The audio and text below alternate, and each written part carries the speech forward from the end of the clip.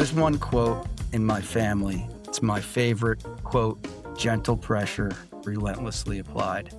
I think that my stick-to-itness, maybe from that first season of wrestling, starting 0-14 and not bagging it, this was another test of that. And so that's what happened at Princeton. I realized it was going to be a long-term approach, and I had that experience at that school. Gentle pressure, relentlessly applied. And so, after those 2 years, things started to fall in place. Hi, my name is Greg Frigoletto, one of the hosts of HarmonyTALK. I'm happy to have our guest today, Chris Ayres. Chris is the head coach at Stanford Wrestling. Our podcast is sponsored today by AM Skyer, a third-generation family insurance business. Chris, welcome to the program. So happy to be here. I'm excited. Yeah, I'm excited to have you. And as we were saying right before we got on air, I know a little bit about you, and I know you're a self-deprecating guy, and your kind of life's work is making it about other people, but today it's about you. So we're going to dig in deep. Oh boy, let's do it. Let's do it. Well, every good story has a beginning, and in your case, let's start at the beginning when you were a kid. You were a kid growing up in New Jersey, and I think your own words that I heard somewhere or read somewhere is that you might have described yourself as a little bit of a wild child. And maybe, you weren't always kind of fitting in, maybe a little bit of the square peg, round hole thing. And possibly you introduced yourself into the world of wrestling, and maybe that helped. Could you start there for us? Yeah, so my parents were really young when they had me. And so it was sort of, I joke, it was like kids raising kids, but they were super busy, trying to make everything work. And I was an only child, so I had a lot of time to myself to kind of get into things. My mom used to yell at me because I'd just wear through my shoes too quickly because I was just out and just being a crazy kid. I love the woods, and that kind of led to school, and that was like my first time with a lot of other kids in a really, really structured environment. So I didn't react probably in a normal fashion to school. So I had a lot of energy. They were trying to keep me sitting in one spot, and I was not good. I went into school right as early as I could. Parents were working. We all know about that. It's kind of nice when you get your kid into school. I was in kindergarten. It was a half day. And so I just didn't mesh well with the structure. So I kind of got a lot of trouble. And then they tried to hold me back in kindergarten because I wasn't mature enough to move to first grade. And so my parents were like, "Oh no, he has to go to first grade because that's a full day." So they moved me along to first grade. Yeah. Then they held me back in first grade. But yeah, I just was a rambunctious, physical kid, and it wasn't terrible, but I might have got a little too rough sometimes. But they didn't start wrestling to fourth grade, and I would beg, like the gym teacher ran the wrestling program. I'd like beg him, "Can I get on the team, please? I want to wrestle." And so, the first through third grade, I don't remember much, but from what I've been told, I was a little bit of a terror. But then I got into wrestling, and it was like the thing that I needed as an outlet. And everything got better. School got better because of wrestling. Interesting thing is I got in there, my first wrestling experience. I started out, I was like 0-14. So I got humbled pretty quickly. I think I thought, like, as a little kid, I'm pretty tough. But I got humbled pretty quickly. But I won my last 4 matches. I remember that. And then I was like, "Oh, this is the best." So even at an early age, I stuck things out and persevered a little bit. But yeah, wrestling was my avenue. It was my outlet to allow me to function well in other areas of my life. I just needed that. Yeah, I mean, my take is that you were probably, not just active, you were probably a pretty physically active kid. So wrestling, it did fit. And you said you started at 0-14, but you kept going. Right. And when you were in it, did you feel, Chris, that it was the sport itself and the physicality of it, even at a young age, that kind of kept you in? Or were there people that you were surrounding yourself with that really assisted in that guidance? It's both. That's a great point you bring up. I think absolutely I was incredibly a physical kid. I like physical contact. I played football too, and I can remember I was like the running back. And if I had an open field, like if there's me and one other person and I had the ball, I didn't try to go around them. I just like was my nature. I was like, I'm going through this guy. And then to the coaching point, that brings up a great thing. Coaches have been huge in my life. Just I was very coachable, I think. They helped me in so many more ways beyond the wrestling piece. And I just learned so much. And I think that's kind of what led me here was my best mentors in life were always coaches, always coaches. Yeah. And I was more receptive to coaches because of my physical nature. But that's been the biggest blessing in my life was the coaches that were around me for sure.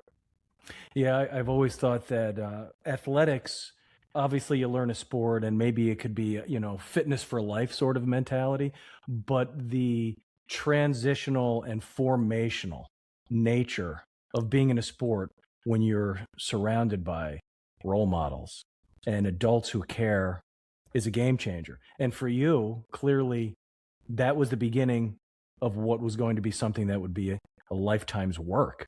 For sure. And I think one more thing that sports bring that is really important, and we try to really emphasize that here, is community. Yeah. It wasn't just the coaches; it was some other maybe parents in the stands say something to you, but you really feel part of a strong community, and so it was definitely an outlet for me. And the coaches had a huge impact; they were the first line. But then there's this larger group that's around a particular program that can be incredibly impactful. Yeah, and this is in your story, for example, it's about wrestling, and for those that maybe aren't familiar with the sport, there's nothing casual about the sport of wrestling, right? You're either all in or you're not. You don't go to a tournament and see people that are there because they're casual about it. There's passion. And did you feel that right away? I think that's the first part is the intensity of it. It's one-on-one.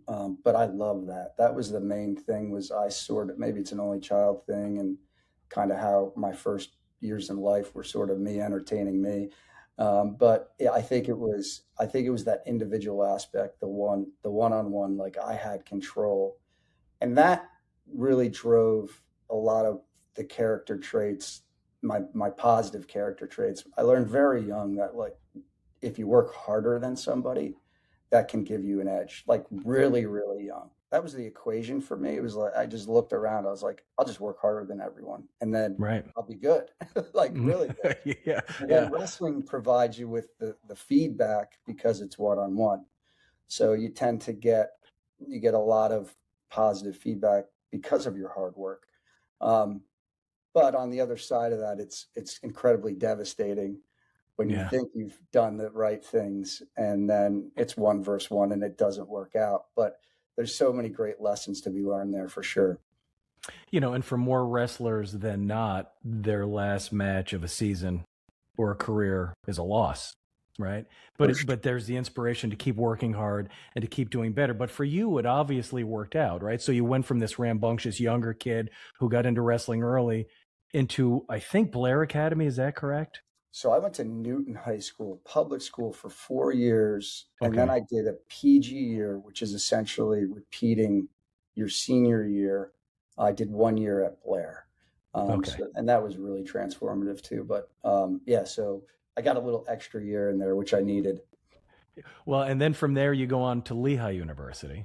Yep. And if you could tell us a little bit about that Lehigh experience, because I'm not sure, did that Lehigh experience start in a similar way to what your youth wrestling was? Was it success right out of the gate? Well, the interesting thing about my career is that I wasn't your typical Division I wrestler. I hadn't placed in the New Jersey State tournament. So I had this career and I worked hard and, it didn't end the way I had envisioned it. Most of the kids on the Lehigh team were at least, state placers. Most of them were state champions. So I sort of was in this room of, guys that had accolades that were much better than my own. Were you a walk-on, Chris? Yeah, I was a walk-on. Okay. It was like a recruited walk-on. That year at Blair, I did a lot better. And so they kind of gave me a look, but, no money or anything like that, scholarship. So being in that environment with all those really good kids, it was always a mystery to me just because my high school team didn't have any state placers. So I was doing all this hard work. This is actually kind of interesting. So I was doing all this hard work in high school and, outworking my team in my mind. Who knows, my coach might have a different story. But in my mind, I was outworking them. And so, I was in a room that didn't have a state placer. So in my mind, I thought like these state champions must work so much harder. Like, why can't, and I would just keep working harder. And they must have done so many different things than me. What do they do? And I thought it was some secret. So then I get lumped in with all these state champions and I'm still the hardest worker. And I'm like, wait, these guys aren't working as hard as I thought they were. Wait, they're human. like, like, so that really was the eye-opening moment where I think the unknown really got me in high school. When the known was right in front of me and I knew what it looked like, it became, I made amazing jumps. In the room, I could beat these guys. And I'm like, what? And it was kind of hard because I was really disappointed with my high school career. But it was hard to face that, like, you knucklehead, like you should have just won in high school, but you didn't. Well, that's a good point, because you probably wondered. First off, let me say this. I would imagine there were kids at Lehigh that would have asked you the question, well, what did you place in states? And your answer was, well, I didn't, right? Yeah. But then you must have thought, after you started to have that transition, that realization that you can compete, you probably wondered hard, what was I missing in high school? And I think you've talked about that a little bit just now. Yeah. But was there something that you could pin it on other than, well, other kids in my school didn't make it to states or place at states, so that's just the status quo? There had to be something. Yeah, it's all mental. Honestly, at the end of the day, I wasn't that different. And let me say this: the first month and a half, I was getting tortured by the guys, the guys that were on the college team. But I'm comparing myself to the other freshmen, right? And I could get away from getting killed by the upperclassmen and go rest with these freshmen and realize, wow, I'm pretty good. And then I'm chasing the upperclassmen too. I'm like, well, if I can just take this guy down, I'm moving forward. If I could beat this guy, he's an All-American, I'm the best. But it was mental. I remember it's sometimes in your darkest moments, you get epiphanies. I'd gotten beaten worse than I'd ever been beaten in my life in this one practice. I actually scored a takedown on a senior. I tell this story all the time. I actually took the senior down. I actually had him on his back, and he was a captain, All-American. And it was a long go. And then I tried to get away from him at the water fountain. I was trying to find another freshman to go in the next live go. And I just feel a tap on my shoulder. He said, "Who are you going with?" I said, "This other freshman." He goes, "Oh, no, we're going." And he gave me the beating of a lifetime. I remember leaving, and I was walking to dinner, and I had tears. I was crying. And Lehigh's on this mountain, and I'm walking up these big steps, and they're long steps. And as I'm going up, I get to the top, and something happened.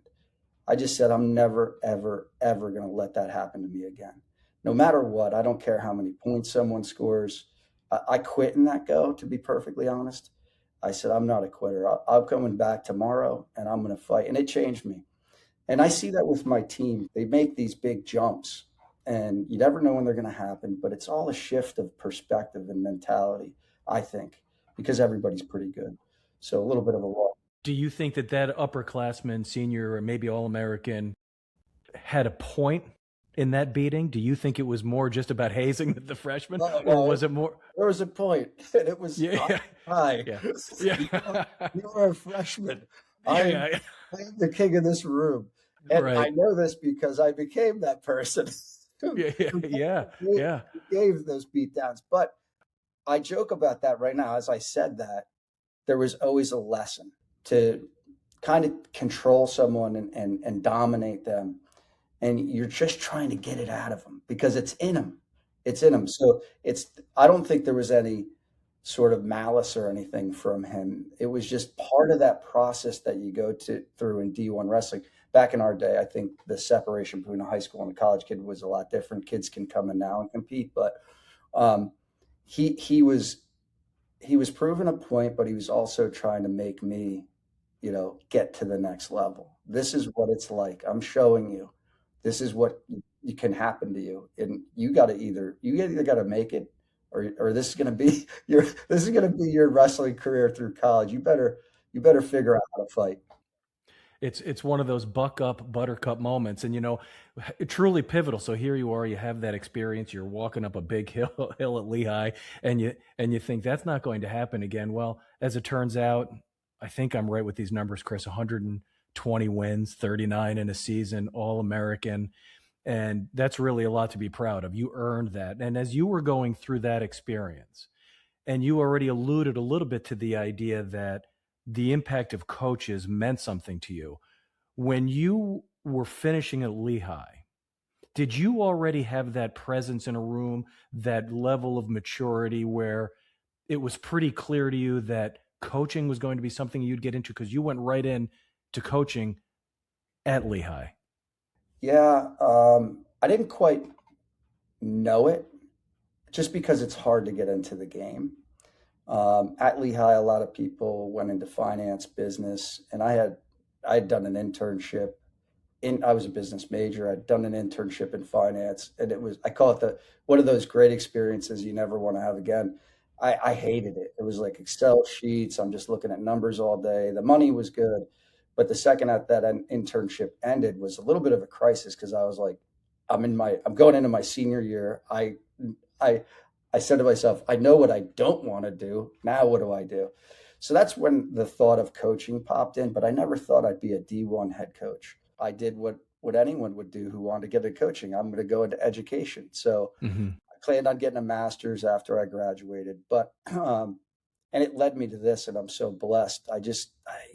With everything, there's a little luck. I don't care what anyone says. You control a little bit of your destiny, but luck has to play a part.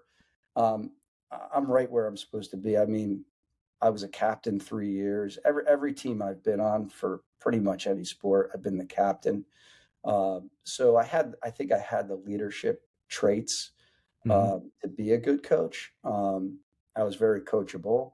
And so I kind of got lucky falling into the D1 thing. Probably would have been a teacher and a high school coach. But yeah, I think I realized after that internship, I needed to kind of continue doing what I was doing. As a captain, I always wanted the team, it's an individual sport, but the team piece was super important to me. I wanted everyone to be successful. I wanted to help other guys, and I wanted to win dual meets too. So, I think I've always had that in me, and I just was lucky to land where I landed. You say lucky, but there's a lot of people out there that the coaching staff at Lehigh could have said, let's get that guy. But it's a little bit of luck, maybe because of where you are, but maybe it's more about who you are. And that leads from a stint at Lehigh to a really long and successful stint at Princeton. It didn't start that way. And I think when you went into that, and I think it's important for our listeners to hear this, because you were put into a situation where it was a program that wasn't as historic as its academic prowess, right? So talk to us about, what was your sales pitch to the people at Princeton to say, here's what I bring to the table? Lehigh was coming off the best years really in the history. We took third and fourth at the NCAAs when I was an assistant. You get trophies for those placements. It was some of the best teams ever at Lehigh. So I was coming off a whole lot of success at Lehigh. So I was able to coach there for about 6 years. So being able to speak to what that looks like, I think, was really helpful. The other really helpful thing is, to be perfectly honest, I don't know how many people wanted the job. There were some people in there, but I think you're downplaying where the program was at the time. It was in a pretty bad spot. I came in and the other thing too, I'll just say quickly, was the AD was interesting. People may not know this, but Princeton is by far, out of the Ivies, the best athletic program in the country, just overall athletics. Right now, I think they're in the top 10 for the Directors Cup, which considers everybody right now, which is really insane for Ivy League, no scholarships. You can't compete as a graduate student. But the AD was really good, and he liked to hire young talent. That was like his thing. If it was a new coach, he was a little different. He didn't look for the head coach that already existed. He looked for talent up and coming, and must have done a pretty good job, I guess, in the interviewing process, but he hired me. But boy, the start was rocky. It was tough. I know it was tough, and it took a long time for you to get to that national recognition that the program was at when you left it. So you left it in a much better place than you found it, obviously. But over time, something happened, right? And again, you said something earlier, sometimes it's luck and sometimes things happen by accident, but that didn't happen by accident. I mean, that's strategic, that's with a plan, that's with leadership. So maybe you could talk to us a little bit about the leadership you bring to the table. What's your philosophy, and how did that help that program grow? We were 0-35 in my start. So we lost 35 straight dual meets. That's 2 seasons. I say that stat and those numbers are just there. But for 2 years, I was used to winning for a long time as an athlete and a coach. I was not used to this situation of 0-35. Couple things. There's one quote in my family, and it just rings really true. It's my favorite quote. I taught at a school for kids who couldn't go to regular school for a year. The head of that school was this genius, and he transformed people's lives. But he always used to say, gentle pressure, relentlessly applied. And so I really took ownership of that. I realized too, when I first got the job, within probably I didn't know what I was doing. Literally, I thought I was gonna just come in there. I was gonna teach these guys how to wrestle, and we were gonna be good. I realized quickly I had to advance my organizational leadership, and I had to figure out how to really run an organization.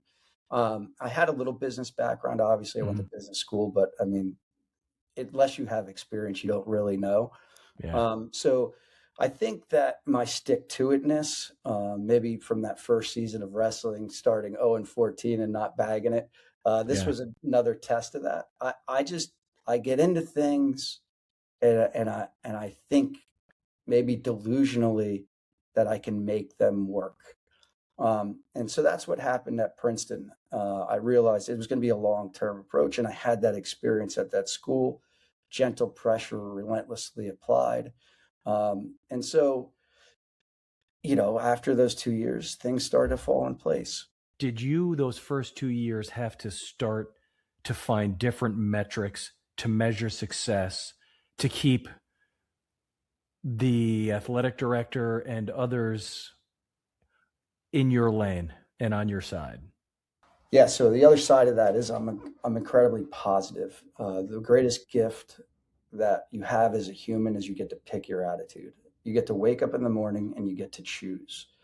And so for me, I did that.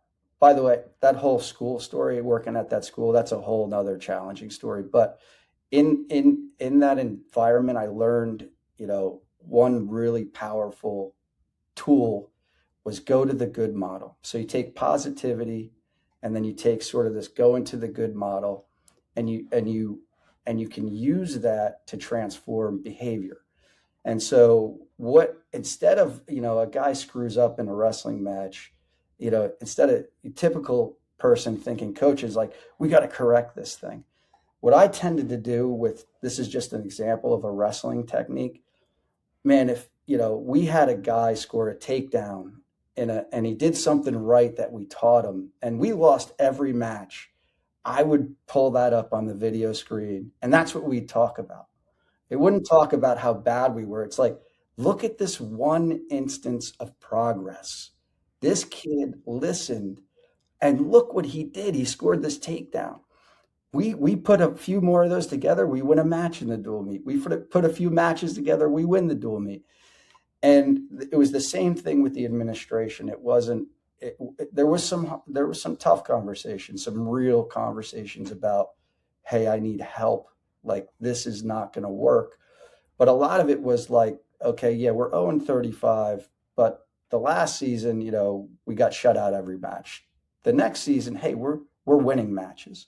So that's what I draw to their attention. And so that going to the good model was a powerful tool that I learned when I was teaching at that school. Boy, for parenting, that's a if you have multiple kids, especially, Yeah. that's a powerful tool. So I think that those were the things that sort of maybe kept me there. Yeah. And it's interesting. Like, I'm at Princeton, right? These kids are like the best students in the country. It is Right. the toughest school to get into. They're going to go off and, run companies. They're going to be in government. Like, their reason for being on the team, figuring out how to keep them there, that was imagine just always losing. Like, why would you stay on the wrestling team, which is so hard? So I had to get really good at getting them to realize the benefits outside of the winning and losing. So those were kind of the major things that I did to keep everyone and to keep everyone Yeah. from firing me.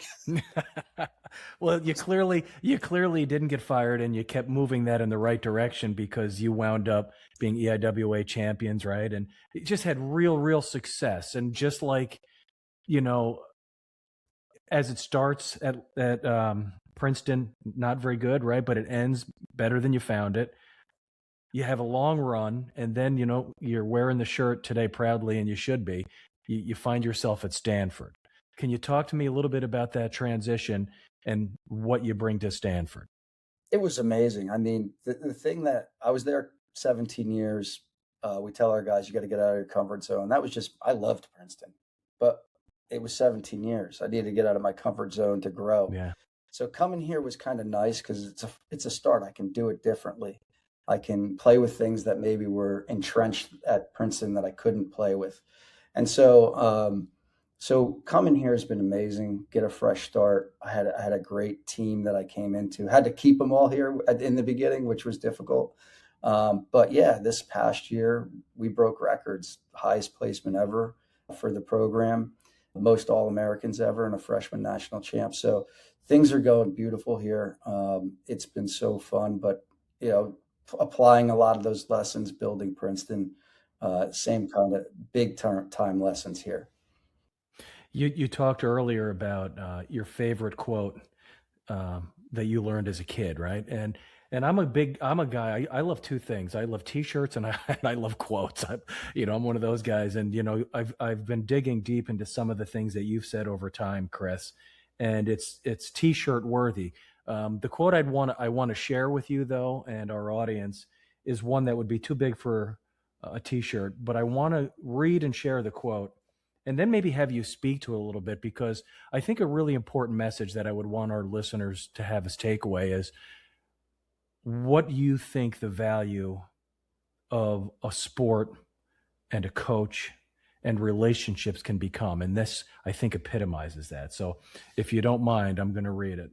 I view each individual as a person, and wrestling is the vehicle for education. The goal is not just to produce great wrestlers, but great men.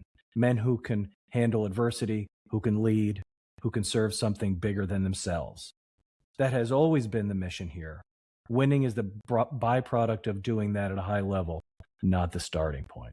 I mean, that's like a goosebumps, right? So tell me about that. And, those are words, and it's just words. But how does that translate and transform into something more than just being words on a paper when Chris Ayres is, got the whistle around his neck? It's my core belief. I've grown so much because of wrestling. All my great character traits are because of the sport and the people that it provided me as coaches and people in the community. And so for me, it was so transformative that it's just what I want to do. And so I talk all the time. Our wrestling room here at Stanford, one of the best academic universities in the world, our wrestling room is the best classroom on campus. They're going to lean into what happened in there in life a lot more than they're going to lean into maybe what happened in an economics class, because it's so hard, and it teaches you so much.